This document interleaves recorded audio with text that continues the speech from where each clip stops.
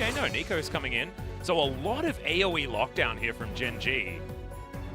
They can get in there and be a nuisance. Rascal actually mentioned the fact that he hadn't put very much time into Nico whatsoever when he picked it last time. Also didn't win that game, so we'll see whether this is going to be better this time out. Yeah, a very curious draft here. Definitely not much of the norm. This does mean that Kana will be hopping up onto the Karma top, which again is 8-0 right now. Yeah, Karma is real good. Yeah, she is enjoying a lot of wins from the top lane. It's super safe. You can't deal with her. She can build so many different builds. She can be flexed everywhere. And the Nico will be up there to attempt to put on a little bit of pressure and, of course, offer some really fun AoE damage in the team fights. But that is also a ton of AP damage on Gen G's comp. So we'll have to wait and see how that one does go. From Gorilla in our previous series, this one might be a better time for the Catfish on the bottom side of the map, as we'll just have to see whether Gen G have dealt with their mental block and whether they have found a draft that they want. Yeah, I feel like their draft is a little bit more straightforward, for sure. They actually do have a ball carrier. They could even have a couple, depending on how aggressive Nico can get in these fights. But played pretty good at jungling against Jax's, apparently. It was the same matchup too as Gen G versus then SKT, which is quite interesting, as Life might be dead. Yes, he's going to get stunned. Grey Health going to be eaten here, as the flash is all they're going to get. Ruler wanders back and is asking why T1 are slaughtering his Catfish. It's because going to start off the Cloud Drake. That's going to be the first one that we'll see here. Yeah, Faker's not having a fun time in the lane. They're trying to get some extra work done in some other lanes due to that. And we saw the roam out of effort, which was really nicely timed on the teleport coming in from BDD. Wonder if Faker was able to call that one over, as I think everybody can just, well, okay. Maybe a slight conversation about vanilla ice cream could have helped us get a little bit more action. Yeah, this Akali pick is very interesting from Faker. I mean, it's Faker, we know he can play pretty much anything, right? But is it worth it when you know you're going to be zoned out of a lot of CS? And we've seen that unless you get like a decent lead, or you're not really going to be dominating people in the later stages of the game. Obviously, he has a lot of assassination potential against the less mobile units like BDD and Rascal, but I love this out of Gen G as well, trying to accelerate BDD as much as possible. He grabs yet another plate. Only one left in this turret, and we're still sitting at 11 minutes in.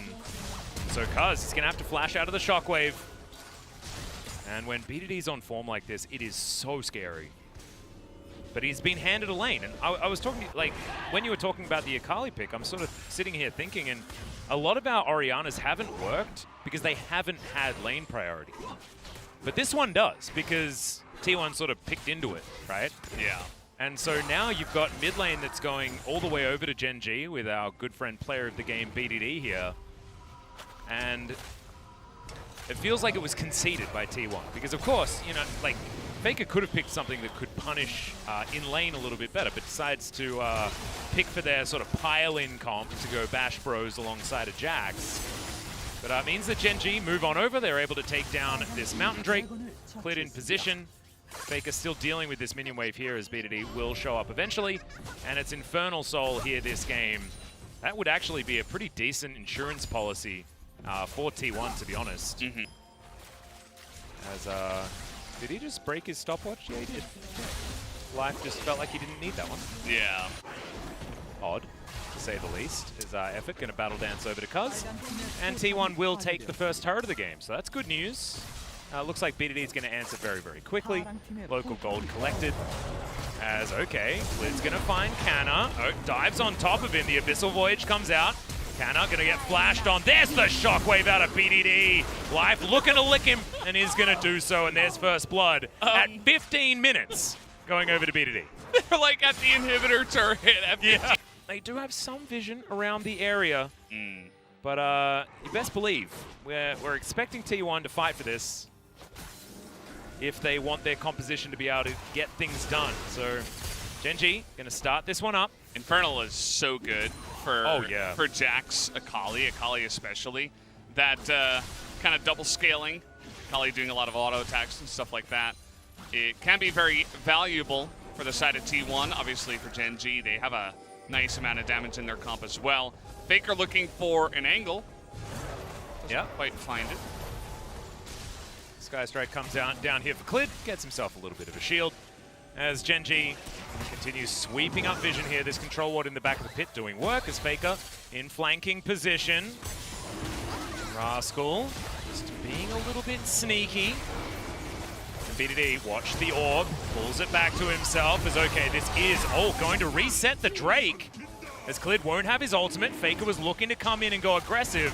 And the Dragon is not going to fully reset just yet. Blooming Burst comes in, orb going to be thrown over, there's the Shockwave, lands only onto Cuz.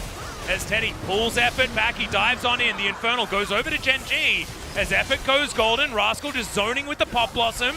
And Gen G just want to get out, but are they going to be able to as Faker dives on in, gets out again. Clid's going to fall, as now Teddy's going to hop mad into the back line. A double kill already. Life should be going down next, but he's going to flash. BDD also extraordinarily low as the Dissonance. Doing a bunch of work, Cuz maybe going a little bit too aggressive, but no, he's going to be rewarded for now as Canna finds yet another kill. Ruler desperately trying to do what he can, but the Shuriken backflip not going to connect from Faker. And that is a great team fight for T1 despite losing out on the Infernal Drake. Yeah, the whole beginning of that looked a little bit shaky. You could see that Gen G were fantastically holding a Phalanx and a Concave there around the Infernal Drake, and we thought maybe they were just going to get away. That was close. Okay, Cuz paying attention. He's not shopping. There's no wards there either. One a little bit late on this, as Rascal looking to control them. There's the Fate's call from Teddy, but it's not exactly what they want as Faker diving into the pit. Clid going to be in position as there goes Effort. Gets a great knock up as it is going to be Clid that locks down another Drake. Golden goes most of Gen G. The health bars are so damn low as Faker wants to try and tidy it up, but he can't quite get there, and Teddy was eliminated way too early. In goes Cuz though, and BDD is going to fall. And Cuz is kept alive for so damn long. Teleport from the Ezreal, he will have full health. As Clid is gobbled up and life will keep him alive. Faker trying to go aggressive, but in the meantime, Ruler finds the backline. Canna not going to find that slow as now Faker's dealt with a double kill for Ruler, and Gen G fight back. This particular fight is Teddy. That is not the real Nico, but he does have to respect that. And they're going to dive on forward. Cuz is going to grab it as Teddy going to get shockwaved again, but he's still alive. Effort not so lucky. Cuz trying to get out. He will be taken here as Clid flashes on top of him. And Gen G, they may have lost the Infernal Drake, but this could be Baron if they can tidy up here. Canna gonna go down. All of that support for Teddy's gonna go missing. Might find himself safer now that he is underneath that turret, but the rest of his team can't say the same. Faker and Teddy, can they save T1 from the Baron push of Gen G? Yeah, I mean, say what you will about the team fight, but if Cuz did not get that smite, I think the game would just be over from here because Gen G would have won the fight and the Dragon with Infernal Soul, and then eventually take Baron most likely on top of that. So they give T1 a tiny little chance, I'll say. That's what I'll give them from... Completely control the battlefield. It's an awful experience trying to team fight as Teddy against this Gen G comp with the Nico there. Because she just slows him down. That's going to slow his attack speed. Like, this does not feel great. As Ruler dashing on forward looking for Teddy, but Teddy hopping around that martial poise. Teddy does feel like one of the only hopes left available to the side of T1. Sakali, again, we questioned the pick, and it's... Even if it got ahead, I wonder how much efficiency it would have gotten, effectiveness in this game. How well it would have done. I'm just not sure, I mean, because Gen G could have easily itemized the same way. Well, double siege minions now, and this composition is so low range, they can't do anything against the siege. This was always going to be a problem. That's why this comp is so hard to play as the game goes on. And Gen G just, they walk forward. They're like a juggernaut. It's so funny because that's what we used to call T1 as a team. It doesn't feel the same way anymore as Clid moving down towards the bottom side. Ruler just inside the T1 base. And it just feels like T1 don't have all that much left try and hold on to this game. Cuz tagged by the W there from Ruler. But it's just, it feels so easy for Gen G just to walk on over and take anything that they want, as the Baron eventually is going to wear off. It's not a bad power play in the end. Now Rascal thrown around his Super Soaker. Teddy slowed down, and there's the Fate's call. T1 looking to try and put on the pressure, as there's the Devour. And Life not going to be too worried as Faker immediately goes golden. Pop Blossom finds no value. There's a good flank from Cuz, and this might be the team fight Teddy can look for. Ruler still extremely healthy as Teddy understands that he has to take this game into his own hands, but can't quite make it work. Cuz going to get kited there by Rascal, as it's just Cuz an effort to try and hold on to this one. Faker also getting himself back to base, and Gen G hold themselves together and are able to take down yet another inhibitor.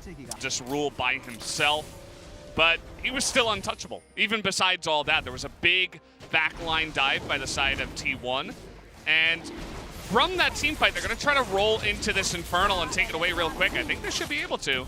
Yep, they got some spooky ghosts. Oh my god, Life!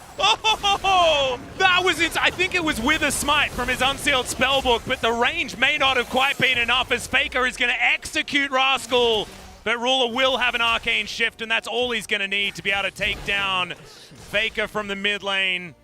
Gen G just stealing that Infernal Soul from right under the noses of T1, and if it wasn't over already, man, that's got to do it now.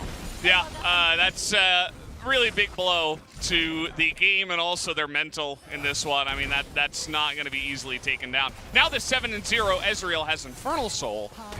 On top of everything else, they're going to try to get him here. Well, there's the Fate's call. Ruler says, no, doesn't really want to have anything to do with that, as Teddy's going to get tagged. Effort looks for the charm. He's going to charm up Ruler just for a little while, but he decides that he wants to go aggressive after that. Remember, this is with an Infernal Soul. You can see him proccing his brilliant shockwave out from BDD. Only onto a single target, but it's the only target that's capable of doing damage here in these team fights. And now, without Faker or Teddy, Gen G are going to push in and probably just win this game. Yep, that should be it. We do have the Super Minion, although they're going to try to make their way in here with 3 members and hold the Phalanx, but we'll see what they can do. Cuz looking for the counter-strike, but does not get it. There's the ulti from Klid's going to shut down the turret. It's going to get deleted, and the Nexus is going to follow suit. Effort finds a grand entrance to knock up onto the bear, but immediately he's going to go down. Faker has respawned. He goes golden, but now it's Ruler. Triple kill instantly. That's the Quadra. A delayed pentakill in the end for good old Ruler. Actually, no, BDD managed to get the last one with the shockwave, but still, damn good play out of the AD carry from